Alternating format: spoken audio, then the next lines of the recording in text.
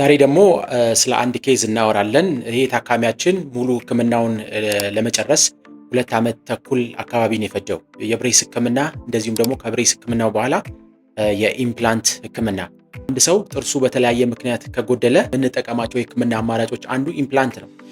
ይሄ ታካሚያችን ጥርሱ በአደጋ ምክንያት ድሮ ነው የወለቀበት ስላልነበረው በብሬስ ህክምና በቂ ቦታ እንዲኖረው አድርገናል።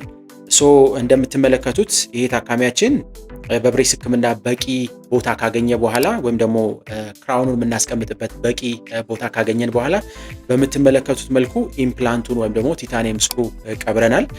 ከ3 ወር በኋላ ቀጥረነው ይሄንን ኢምፕላንት ኤክስፖዝ ማድረግ ወይም ደግሞ ሁለተኛው የህክምና ጊዜ ስለደረሰ ኮኔክተር የምንለውን ወይም ደግሞ ከኢምፕላንቱ ጋር ኮኔክት የምናደርገውን ብረት አደረግንለት።